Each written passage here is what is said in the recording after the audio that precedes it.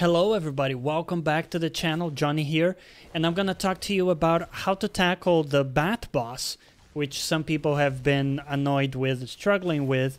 The one thing I'll say, I'm not particularly good at deflecting or dodging necessarily, so what you'll see here is a pretty average attempt, and hopefully you can take away some good strats to tackle this boss. So the main thing with this is that the boss heals. So whenever you allow him to get away from you, he will heal a large amount. So you will always want to stay on top of him. And as much as possible, you want to be towards his backside. As many Dark Souls bosses, it just helps a lot. And when he goes into that healing animation, you want to wail at him. Make sure that you're able to counteract as much of the healing as possible.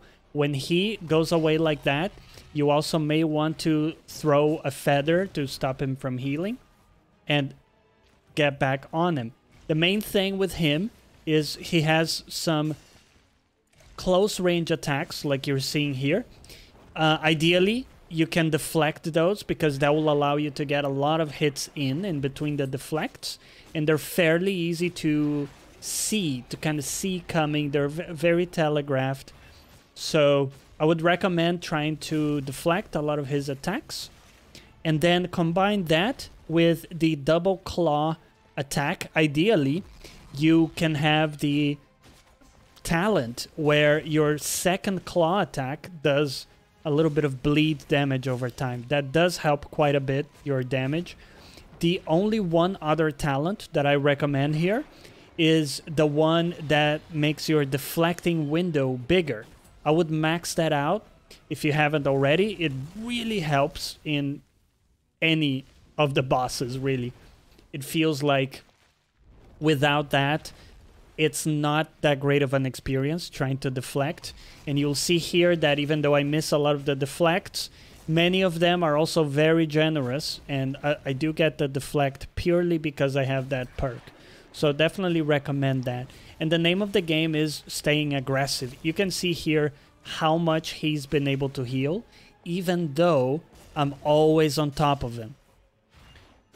We want to make sure that whenever he's able to get away like this, we are closing the gap as soon as possible. And whenever he has his wounds bar down like this, we want to hit him with a double claw. And if he does get some distance between you, remember tossing feathers can help you prevent some of the healing.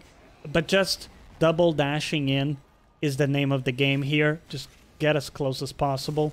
Be aware that he will throw a ranged attack at you many times as you're closing the gap, which you see here. You can sidestep that, and you will want to learn his hand attacks as well. Learn to predict that, as we can see here.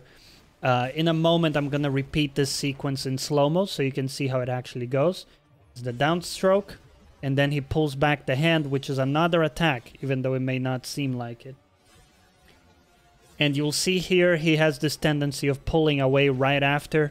As soon as possible, we want to get on top of him. Double dashing, definitely helpful. But you can see there he just heals a lot if we're a bit slow in that process. That AoE attack that he does sometimes is very difficult to avoid. And honestly, I recommend just taking it on the chin and out-healing that. Outside of that, you shouldn't need to heal that much if you're able to deflect most of his hand attacks, because they also don't deal a lot of damage, even if you get hit accidentally by one or another. And with that, we're very close to beating him. We just have to stay on top of him, stay disciplined, and land the double claws whenever that's possible. You can see until the very last moment, you have to keep up the motions here until we finally get him. And that's it, guys. The main thing is level up your deflects so you have a bigger window. Make sure to stay on top of him. Getting closer to his butt is really helpful. And I hope those strats help you out. Let me know how it goes. Best of luck. We'll see you next time.